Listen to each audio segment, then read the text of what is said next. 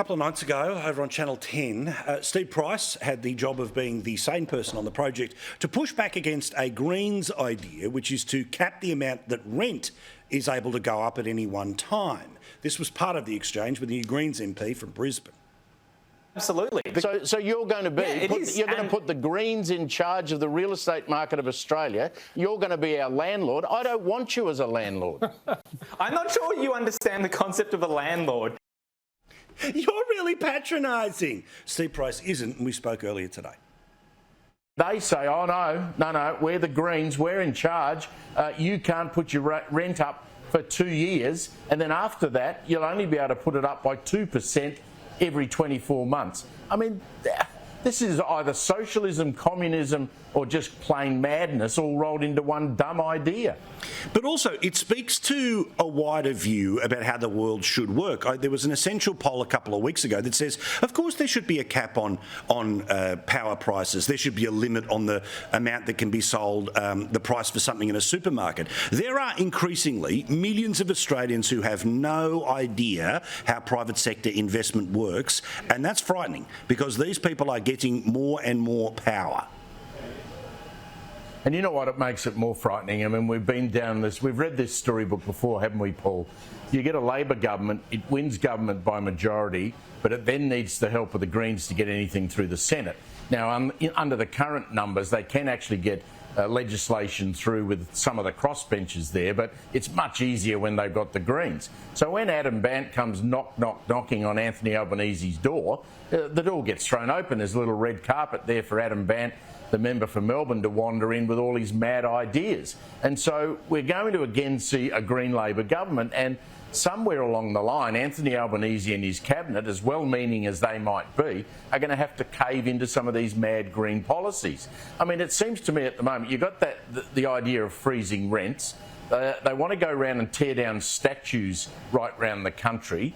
They've also got this idea of decriminalising drugs. And then today, another Green senator from Queensland, she says, oh, look, we've got to stop all of these coal and gas projects, including a coal project in Narrabri, where I know you've been, where they employ 500 people in an underground coal mine, and they're suddenly going to magically find 500 jobs for those people in Narrabri somewhere else. Tell me where. Well, and this is what we talked about with Barnaby Joyce last night. So, I know they've got this bill that they're going to try and shove through the Victorian Parliament to ban coal-fired power plants. But there are mining jobs that the Greens want to get rid of, but they say, don't worry, we'll be able to replace it with, polishing solar panels. The problem is, the reason people do the mining job is because they can earn 140 grand. What is the replacement job of value? They never talk about this stuff. Again, they call us climate deniers. They are transition deniers. Of course they are, and that same senator from Queensland was trying to quote the European experience back at people today. Well, how well's that going in Germany, where they decided to shut down their coal-fired power plants, threw all these people on the job scrap heap? They're now having to fire them back up again because they can't get any gas out of Russia. These people live in, soy latte la-la land. It does not exist, these jobs. They're not there.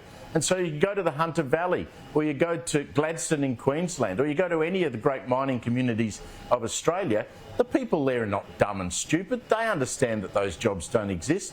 Yes, we have to transition. We've got plenty of wind, we've got plenty of sun. Use it as well. But we've got to. And, today, the UK, power prices in the UK are shooting up by 250% because they've gone down the green path too quickly. So we have to be sensible about this, and sadly the Greens are not part of the sensible solution.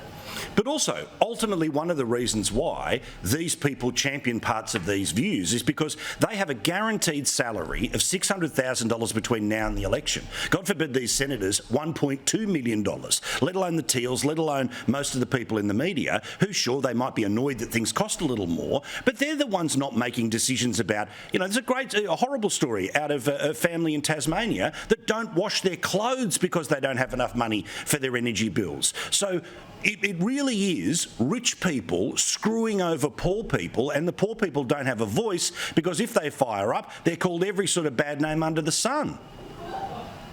And all these Greens candidates and Teal candidates, where are they elected? They're elected in inner city seats, mainly in Brisbane, Melbourne and Sydney, where they don't have to worry about where their electricity's coming from. They just presume it comes out of a plug in the wall and they think it's going to be there forever no matter how you generate it. I mean, the problem is it's not going to be like that. And as I use that UK example, Paul, they've got businesses over there. Hotels are going to shut over winter because they can't afford to actually heat the rooms of the hotel they own.